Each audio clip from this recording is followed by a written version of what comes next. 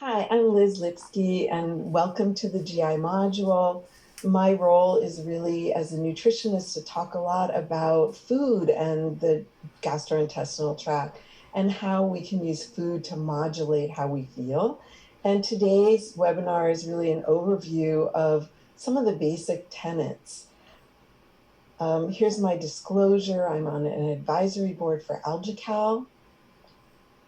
And what we're going to cover in this webinar is really to have you start thinking about how we use diet first as a first-line therapy, and then talk about some use of probiotic and prebiotic-rich foods, and then to talk about really the American diet, the standard Western diet, and how far we have fallen from what's optimal, and then to apply these approaches to modulate the microbiome.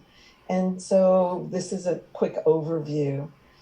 One of the things I'd like to talk about is a story that I remember reading in Don Ardell's book, High Level Wellness, a long time ago in the 1970s. And he talks about this town, and the town was on a river, and there would be people floating down the river.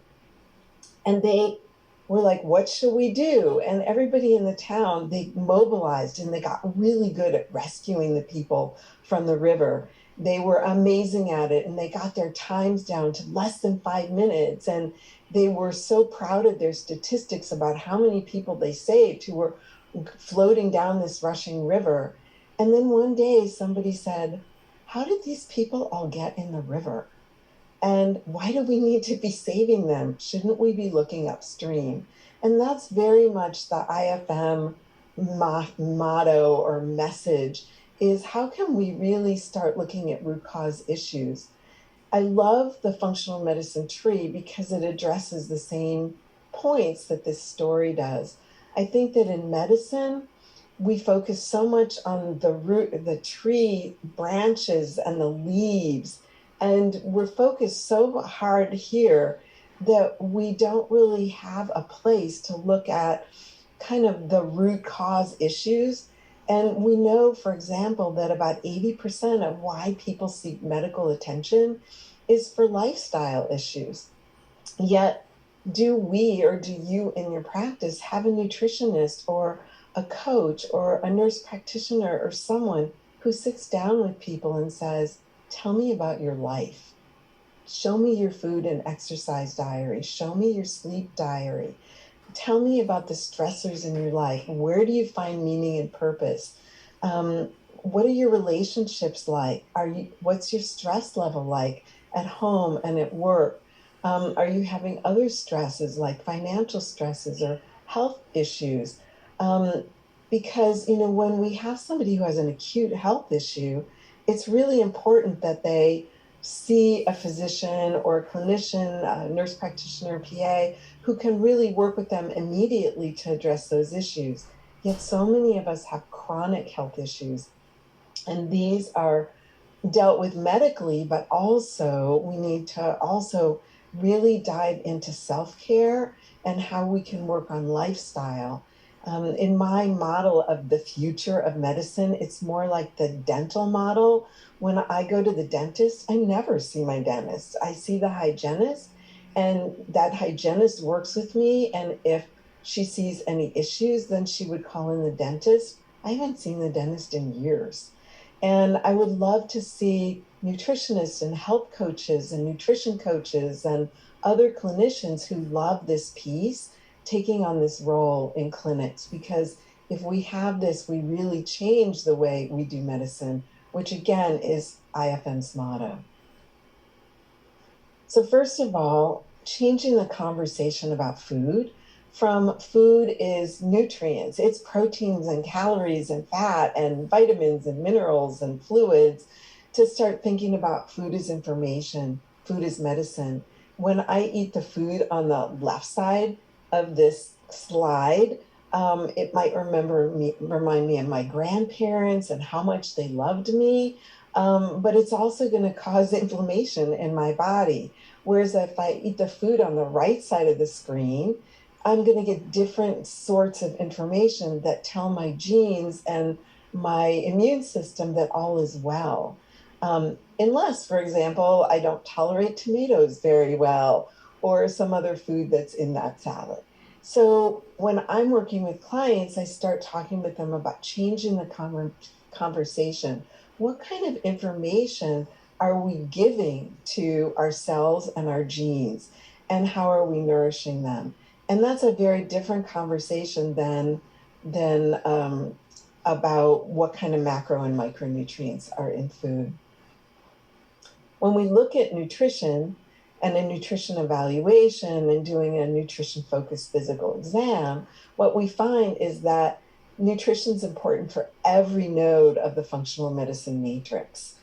Food is the river of life. We need to be able to get it in and eat the right foods, and then we need to be able to process those foods fully. And you're going to learn more about that this weekend. We also have in your toolkit, we have diet, nutrition, and lifestyle journals.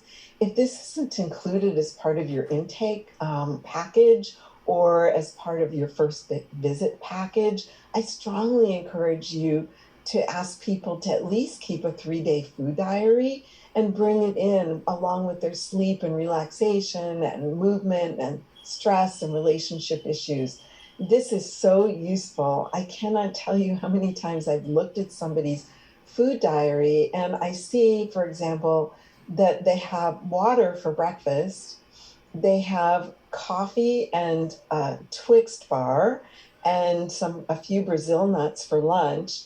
At 3 o'clock, they have a protein drink with a few more Brazil nuts, and then their first meal at dinner. And they complain that they're tired. And it's like, well, you've hardly eaten anything all day. No wonder you're tired. Or looking at how, from again, another real food diary that pretty much went through the whole day with eating high sugar, high refined carbohydrate foods and ice cream all day long. And so you can look at it and just kind of say, where's the vegetables? Where's the protein? What types of fat are people getting? Is there enough fiber? What's the pacing of their food? Are they doing intermittent fasting? Are they eating every 2 hours? All of this gives you such great information at a glance. So please, if you don't already use a journal like this, please add it to at least your initial intake packet or your first visit. In AFMCP, you learned about our foundational interventions and elimination diets. These are all based off of the Mediterranean diet, and you'll see from a later slide, we've got great research on Mediterranean diets. And so this is a great first place to begin. However, sometimes we're working with somebody who has a really discrete nutritional need based on their medical diagnoses, like small intestinal bacterial overgrowth or Crohn's disease. And then we might jump into an advanced GI therapeutic model to begin with.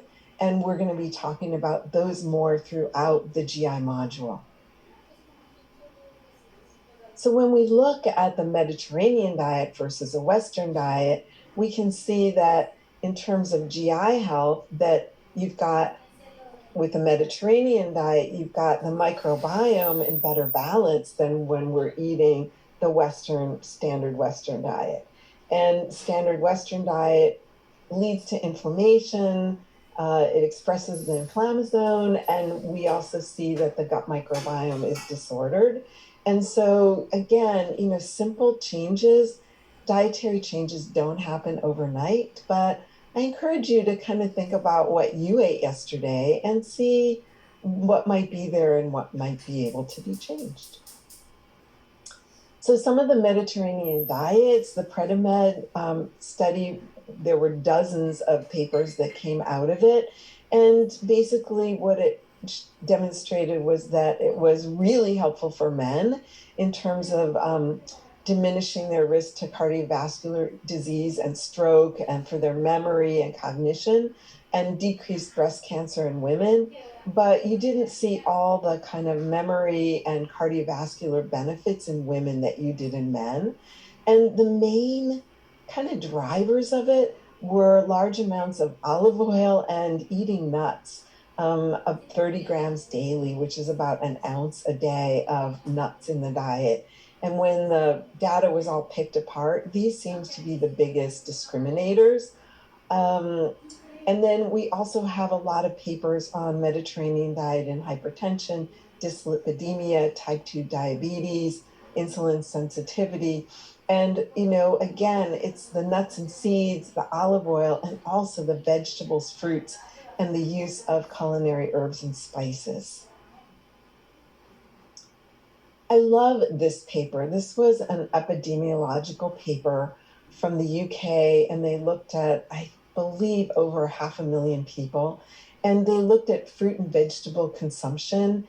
And their takeaway was that people who ate 7 or more servings of vegetables and fruits, with emphasis on the vegetables, was associated with a 42% lower risk of death from all causes, 25% drop in cancer rates, and a 31% decrease in cardiovascular events.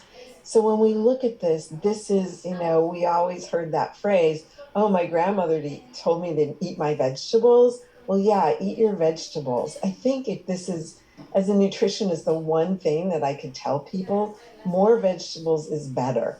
And so think about that. Start counting your vegetables and fruits every day and just see how many you come up with.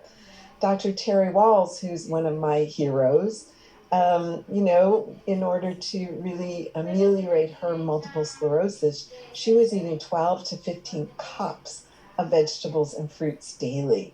So sometimes the more severe the issue is, the deeper you have to go into some of these.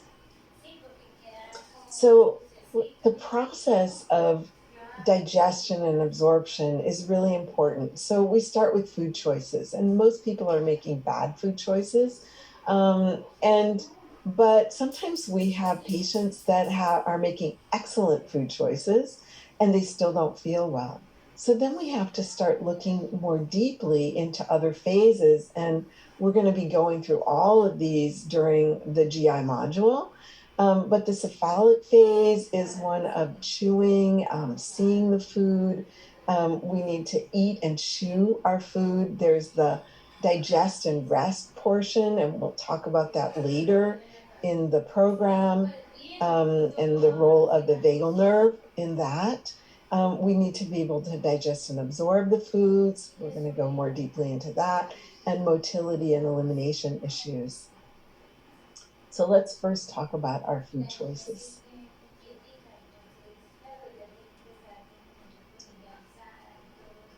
So we're going to focus right here. How do we rebalance the gut? And different people over the next few days are going to be talking about elimination of pathogens and problem foods and probiotics and diet. And I'm really focused on the food as medicine piece of this. And we start thinking about whole foods diets, increased plants, probiotics, and fermented foods, specific carbohydrates that feed the microbiome in a healthful way, soluble fiber, insoluble fiber, pre and probiotics, and fasting and calorie restriction. So what do Americans eat? Do they really eat a lot of what's on the top half of the slide or what's on the bottom half of the slide? Well, according to the USDA, people in the US are not meeting the RDA levels for a lot of nutrients. So despite the fact that we supplement grains with a lot of the B vitamins, you can see that almost 80% of people aren't getting enough folate in their food. When we start thinking about methylation, genomics, we know that folate is a key driver of a lot of this. We also see with riboflavin, most people are getting it, but there's still over 20% who aren't. That's another key driver of methylation. Magnesium we look at, and magnesium levels, about 70% of people aren't getting enough magnesium. And when we don't get enough magnesium, people tend to get constipated, they have tight muscles, a lot of tension, more anxiety. And in our practices, we see so much that people are anxious, they're depressed, especially these days. And magnesium can make the world of difference in sleep and noise sensitivity and so many other issues. And it's something that's not seen as a first line, but I'm always looking for nutrient insufficiencies as a first line rather than looking for drugs as a solution, because that's my lens as a nutritionist. Um, Even iron, we've got over 30% don't get of people in the US don't get enough iron. And these days, looking at zinc and vitamin C, I'm thinking, and vitamin A, thinking about COVID and overall resilience to immune issues. We can see that a large, a large piece, 40 over 40% of us aren't getting enough zinc. Over 40% of us, almost 50% not getting enough vitamin C, and vitamin A way over 50%. So starting to think about what people are getting and what they're not getting. And there's certain tests we can use to run to see specifically, is somebody functionally nutritionally adequate? But if they're average, they're not. Then we look at what we're actually eating. And this I thought was a really interesting paper. It looked at more than 80% of the food and drinks sold in the US, over 230 different barcodes. So when you buy a green pepper, an apple, or a package of cereal, all these things were recorded by looking and using the NOVA system. The NOVA system is a system that really looks at how we categorize processing of food. So the first level is I eat an apple. That's level one. Level two is I might want to make that apple a little bit more flavorful by adding vanilla or cinnamon or sugar or honey or maple syrup or salt. So the condiments that we use to make foods more flavorful when we cook them is the level two foods. Level three foods is if I took that apple and I made an apple pie in my kitchen, or I made an apple crisp, or if I made a salad and I put apples in it. So everything is still perfectly fresh and real, and it's all made of real food, which is level three. And level four is where you start reading package labels and go, what is this that they put in here? It's where we start seeing lists of ingredients that aren't real foods. They're preservatives and additives and other things, and colorings and dough conditioners and emulsifiers. And that's level four. And what they found was that 70.9% of products that they measured that people ate were ultra processed. Ultra processed. And this translates to more than 50%, probably around 60% of everything that we eat in the United States is in this level four of ultra processed. So why does that even make any difference? Okay, well, we're starting to see papers based on the NOVA system that show that if you only have 2 servings a day of these ultra processed foods, um, that seems to be a kind of okay. But if you have 4 servings, you'll have a 62% risk of all cause mortality. And every serving over four in a day is associated with another increase of 18% mortality rates. We also see that for every 10% increase above 2 servings a day in ultra processed foods, there's a 12% increase in cardiovascular disease, 13% in heart disease, 11% in cerebrovascular disease. And we also have some papers on cancers as well, that there's increased risks. And then we also see that high consumption of simple sugar and sugar sweetened beverages also increases risk for colorectal cancers. And there's a linear increased risk. So, this is why we want to start thinking about that food as information piece, because the nutrients are stripped out of these foods.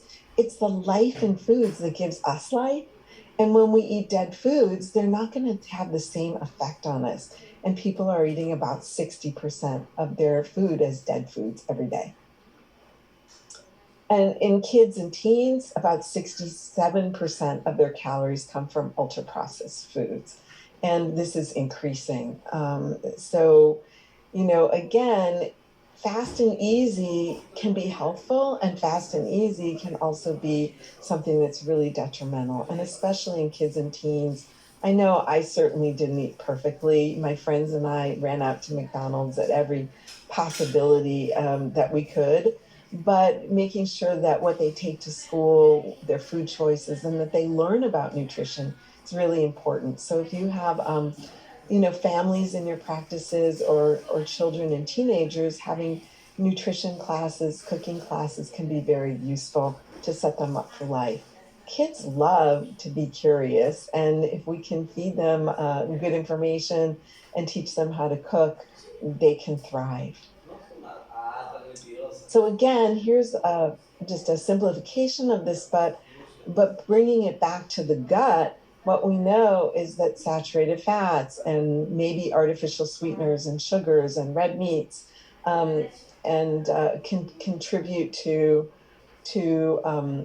toll-like receptor 4 activation, which increases inflammation and gut inflammation. And these foods also increase dysbiosis. And so then we start thinking about leaky gut and systemic lipopolysaccharide invasion, and increased allergies and inflammation, and increased risk to a lot of different health conditions. So something that I've been thinking about a lot over the last couple of years is the data on food insecurity. And, in 2020, when we were first exposed to COVID, one person in 6 was food insecure. We saw the lines at food banks and people waiting in cars for food. Before that, it was 1 in 8. It's back to about 1 in 8 in now. And when we start looking at that, that's 45 million people in the United States, and plus 15 million children. And there's health disparities that we see, in pretty much every area of healthcare. So we are working on some handouts on this, and they'll be in your toolkit. But there's some ideas for you when you're working with somebody. Do you ask them questions like, often or sometimes I bought food and it just didn't last and I didn't have any more money? Or asking them questions like, do you always have enough to eat in your home? And, have you ever not eaten because you wanted to feed your children? Or have you ever skipped meals because you didn't have money to buy food, or enough money to buy food? There's a lot of resources that are available right now, and that can help people. So this is something to be in our awareness. Not everybody has enough to eat. And then focusing on organic and high quality and all that is really irrelevant for a lot of people because they can't afford the food. I had a great teacher. She was a woman who worked for me, helping take care of my mother-in-law, who lived with us while she had Alzheimer's. And after she started working with me, she'd go to the food bank and she would ask them for fresh vegetables and ask them what they had that was organic. And she would get organic meats and cheeses and vegetables and breads, and people in the food bank would say, wow, hardly anybody ever even asks for these. So, I think you can eat well if you ask, and there are resources available. So this is just a question about, do you ask, and are you really aware of this as an issue? I know we have a lot to do in our patient visits, but this is something that may be hindering people from getting better. So let's go back to diet again. And let's talk specifically about the microbiome.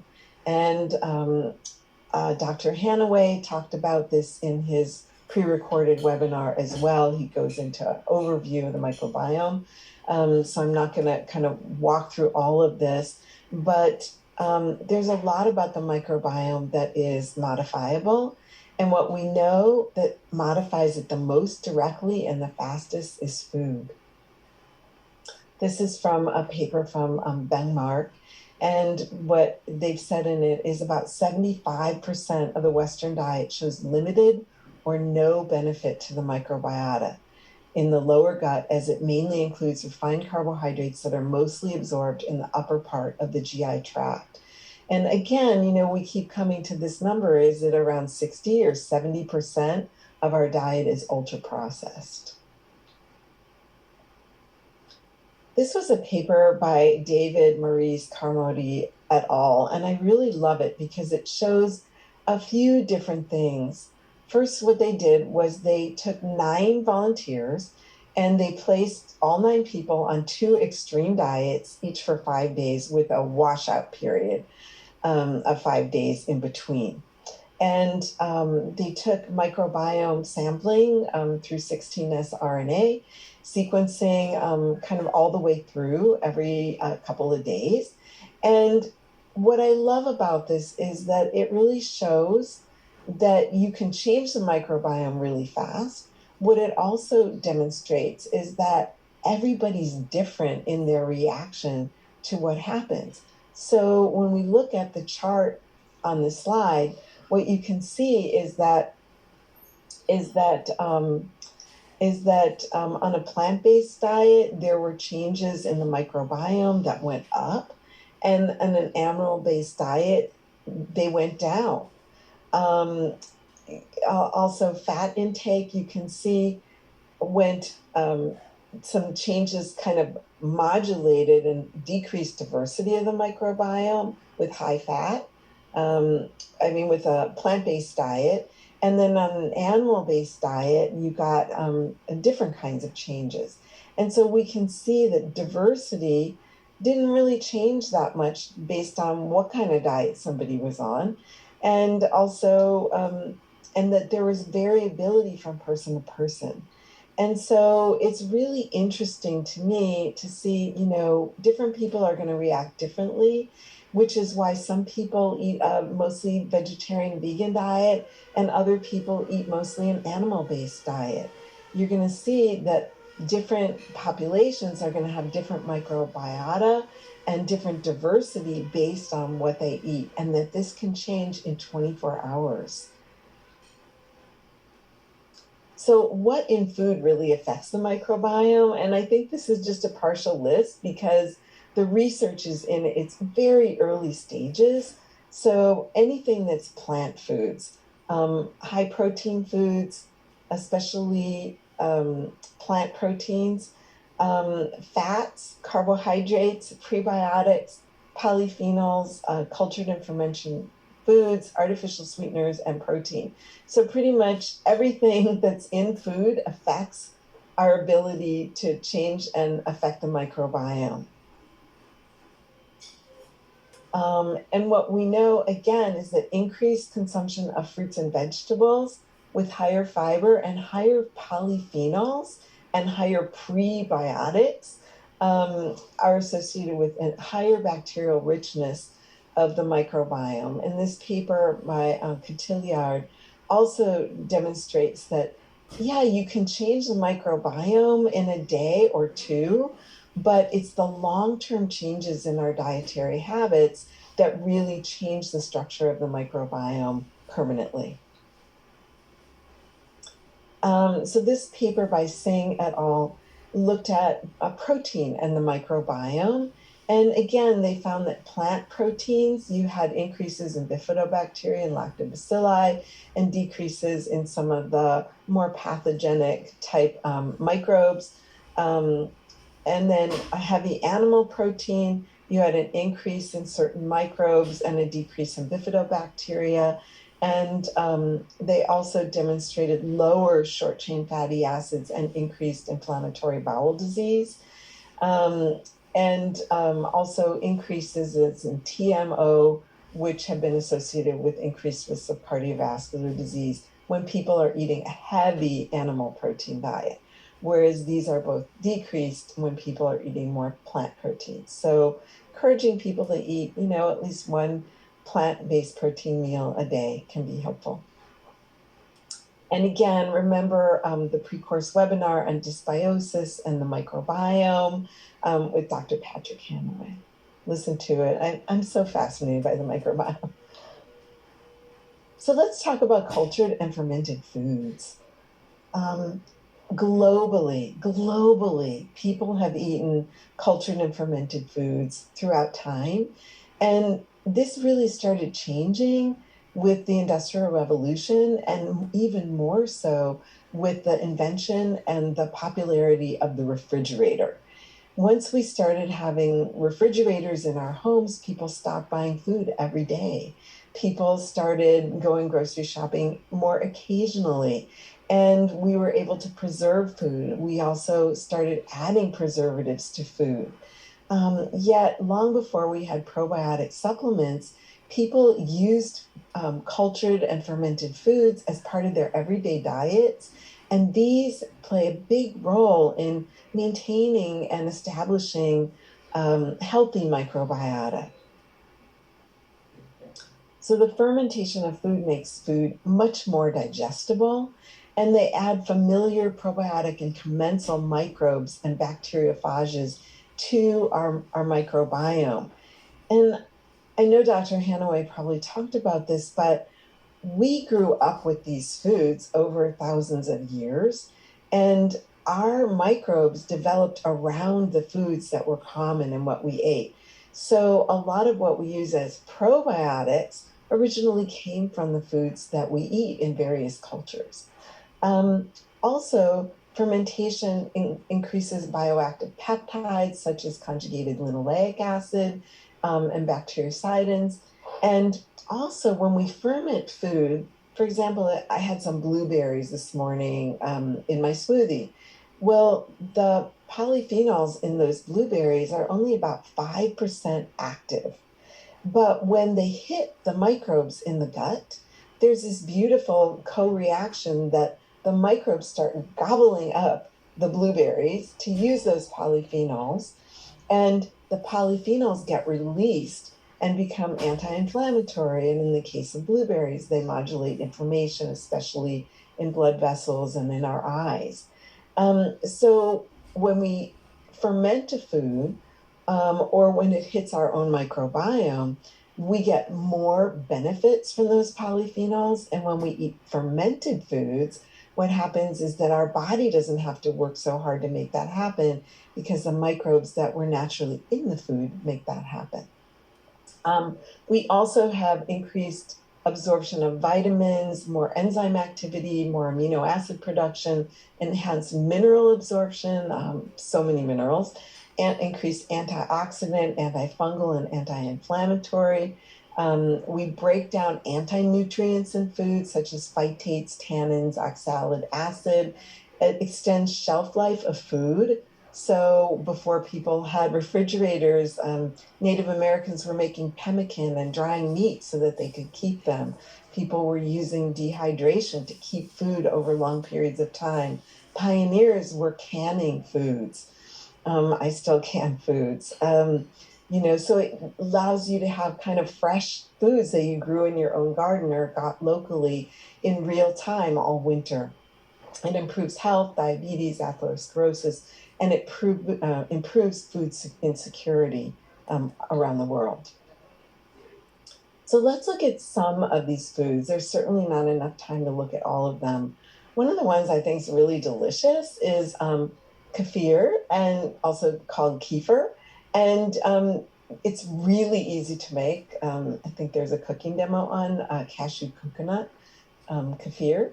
And it's antimicrobial, it supports GI health, it protects against cancer, it increases beneficial microbes, improves lactose digestion, reduces gas and abdominal pain.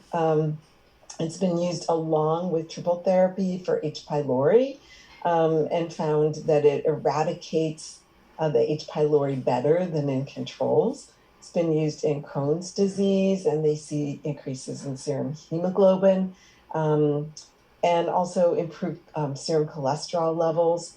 And it's been used historically for GI and allergies and high blood pressure and ischemic heart disease. So this is the food as medicine piece that's so thrilling to me.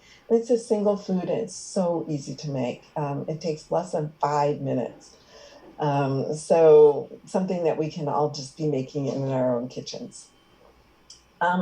This slide I put in here because there are microorganisms in kefir that we don't have in probiotic supplements.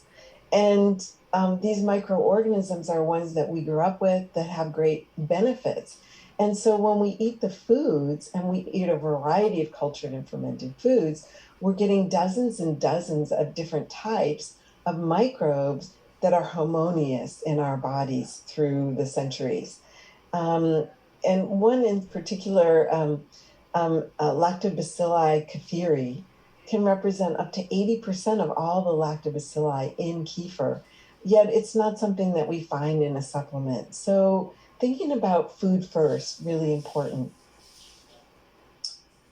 Kimchi. This is my favorite. I have a batch on my kitchen counter fermenting right now because I eat this pretty much every day.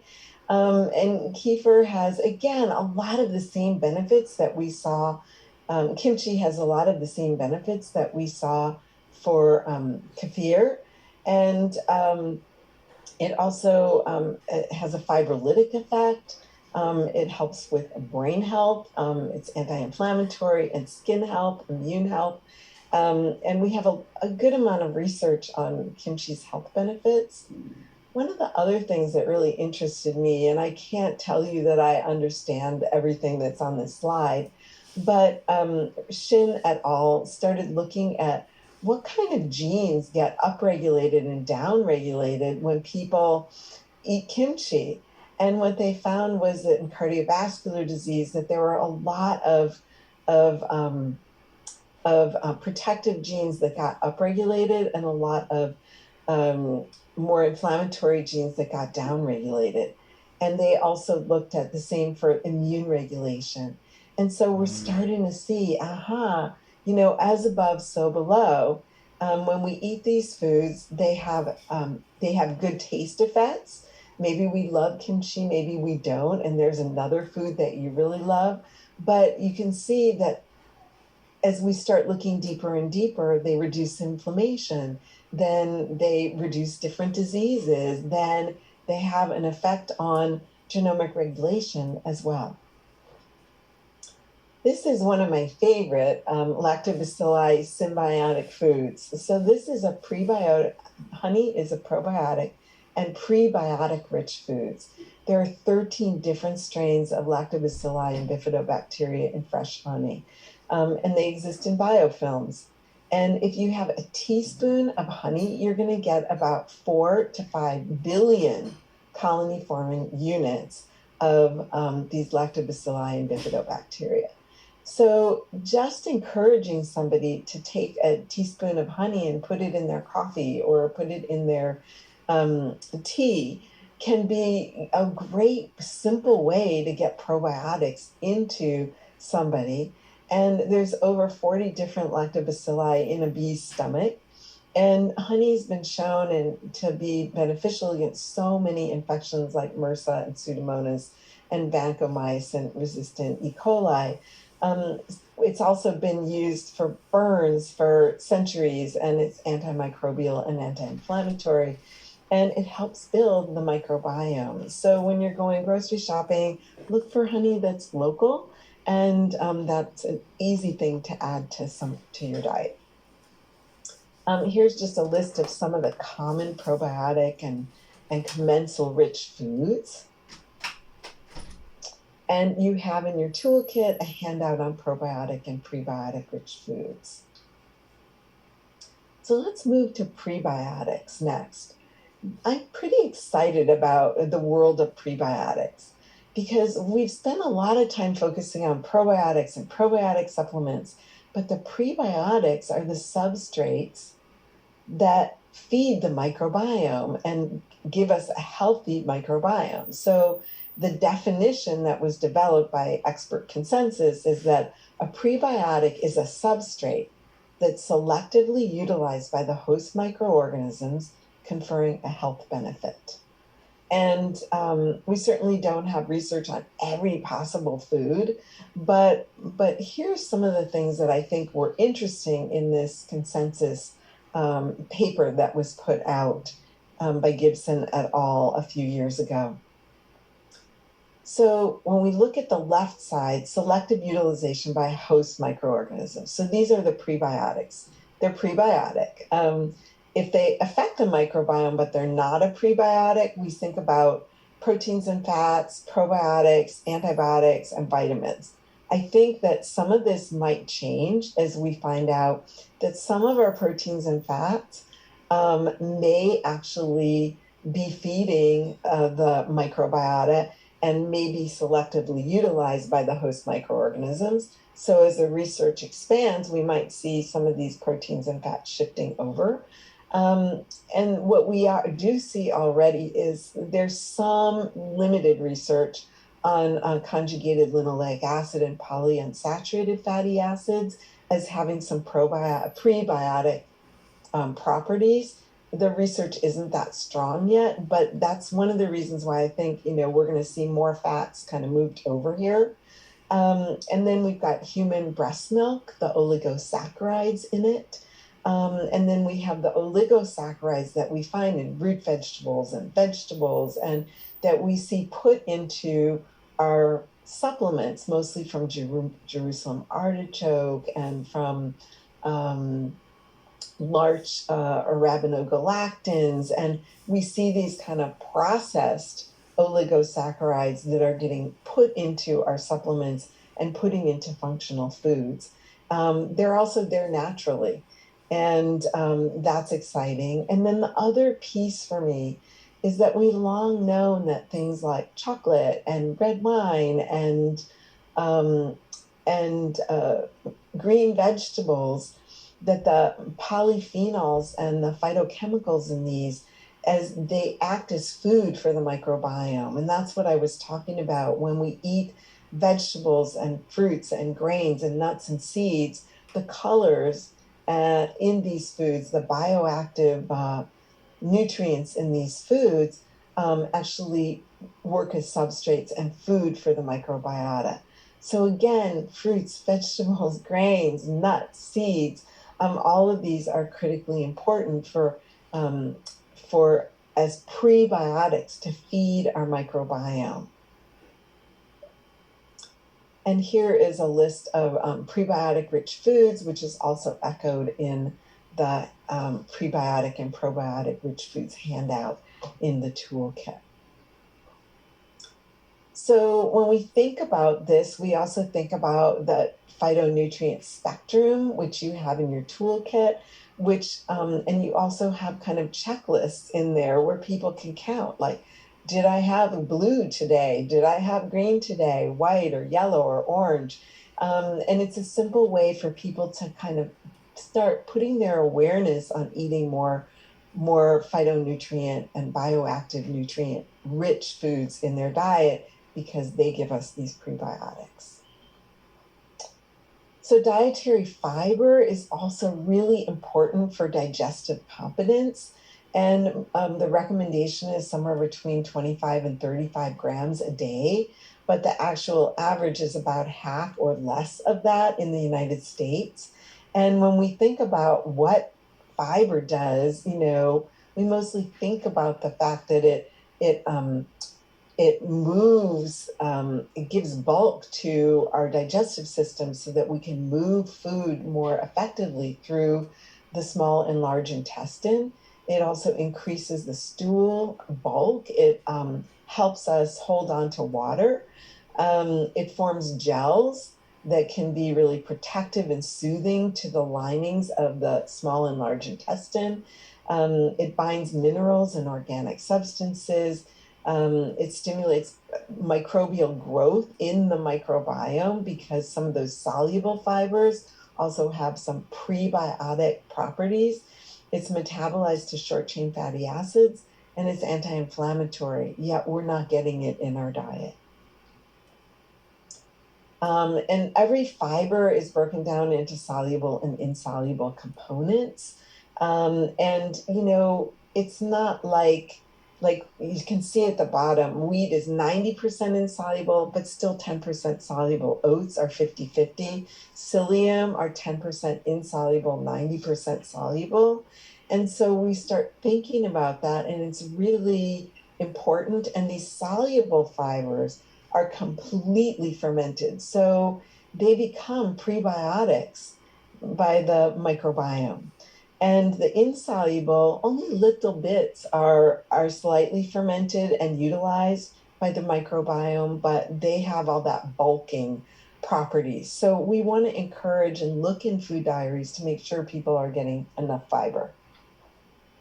And we see inverse relationships with a lot of different things. The more fiber people eat, less H. pylori, less IBS, less IBD in non-erosive GERD, and then increased intake of fiber and whole grains. Again, an inverse relationship, less obesity, less type 2 diabetes, less cardiovascular disease, less cancer. And, the mechanisms of these are many, including increased short-chain fatty acids, increased balance of gut hormones, decreased stool transit time. And I believe you also have a handout on that in the toolkit. Change in intestinal viscosity, increased excretion of estrogen and other hormones that we've actually finished with, and an increase in antioxidants. I love this study. I found it recently. It just demonstrated, this was 36 men who were consuming a low fiber diet, and they all had non-erosive GERD, which you'll be learning a lot more about from Dr. Vivian. And what they found was they gave them 5 grams, so about a teaspoon of psyllium seed 3 times a day for 10 days. And what they demonstrated was decreased frequency of heartburn episodes, 93.3%, reduced to 40% in 10 days, reduced incidence of GERD. The episodes per week went down from almost 68 to 42. And the maximal reflux time decreased from 10 and a half minutes to 3.7 minutes. This is how simple changes in diet can have profound effects almost immediately. Food and diet give us sometimes the biggest bang for our buck in terms of tipping somebody towards health. And again, in your toolkit, you have a handout on foods that are high in dietary fiber. We try to make it easy for you. So let's move into something that we don't have a lot of research on yet, but we're starting to see the microbiome has its own circadian rhythm. And we're starting to see that the microbiome, when we're at rest and there's no food in our digestive system, performs different functions than it does when we've just eaten a full meal. So we're starting to see some research and relationships between caloric restriction and intermittent fasting and modulation of the gut microbiome. So we have a review paper 2021 of 15 studies that looked at the different types, and what they just reported was that fasting interventions may positively influence the progression of chronic disease based on the changes of the microbiome and metabolites. So the key takeaway is consider when and how often you eat. So is somebody eating 2 meals a day, 4 meals a day? How closely are they packed? Is there a period of at least 12 hours or more that people are not eating? And most of the studies, they're all over the map, but we start seeing benefits, profound benefits, even at 12 and 13 hours. So starting to look at that. And then fasting also, we have one paper that fasting can change sirtuin expression and longevity. So this is very preliminary, but there were 24 people who started and 24 controls in this study. 15 people completed the fasting regimen, which I think I would have been one of those dropouts, because for 5 days they used the Bushinger fasting guidelines, which is 250 calories a day, which is 2 to 3 liters of water, herbal teas, organic fresh fruit juices at noon, and vegetable broth in the evenings, and a laxative in the evening. And then the controls ate their normal diet. And at the beginning, more than half were of normal weight, about a third were overweight, and about 12% were obese in the study. And what they found in the study group, they lost 4.2 to 6 kilos, but it's no surprise they weren't eating any calories. They were essentially on a liquid fast. The results were that there was changes in the microbiome composition and diversity in the study group, no changes in the control group, which you wouldn't have expected. And one of the things that they found was a significant increase for a microbe called Christiansenelia, which has been associated with longevity in people who live over the age of 100. And so, again, we don't know that much about this particular microbe yet, but anything we can do to kind of help sirtuin expression, to help normalize the gut microbiota can be really helpful.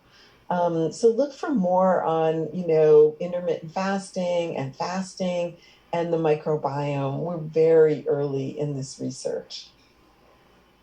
And you also have a handout on how to use intermittent fasting in your practice. And you also have something that is patient forward so that you can kind of write it out and give a specific prescription. So in this talk, we've really looked at kind of the food choices that people can make that can really make a difference in how will they digest and absorb and eliminate food. As I said, over the GI module, we're going to be exploring all of the phases of digestion and elimination and assimilation of food. So there's a lot more to come. So what I'm hoping that you got out of this is some tips for your own diet, some tips to use in your practice, and to start thinking about food and lifestyle first as a first-line therapy. What I've seen is when I can use an elimination diet or add fiber or recognize a magnesium insufficiency in someone, it can be life-changing just to do those very simple modulations and recommendations. It's astounding what can happen in a week or two. So think about food and lifestyle first. And also think about food insecurity. Think about how many servings a day of ultra-processed food somebody's eating. Is somebody overfed and undernourished, or are they just undernourished? And as we look at that, then how do we kind of readjust this lever so that they come back into a better health? And also when we start looking at first-line therapy for optimal gut health, we want to look at nutrition, look at nutrient density, look at unprocessed whole foods, the amount of fruits and vegetables and beans and nuts and seeds and whole grains. What's the balance in their diet? And also start looking at movement and exercise massages the gastrointestinal tract and keeps it optimized. Is somebody getting enough sleep? The average person gets 1 hour less sleep every night than they need. How do people relax? One of the questions on my intake was, how do you relax? And I can't tell you how often I got the answer, I don't relax. And what's people's stressors? What does it look like in their daily life, in their relationships, or their sense of meaning and purpose? And then do ask questions about food security. So this is everything I really wanted to tell you today, to give you kind of a basic overview of really how we eat, how food is information, how we can change that conversation by eating differently, the role of ultra processed foods in our diet, what a prebiotic is, the benefits of eating cultured and fermented foods, and a little bit about how we can use fiber and some of these intermittent fasting to really change the conversation. So this begins the conversation, and we'll be diving more deeply into a lot of this in sessions in the GI module. Thanks for listening. Bye for now.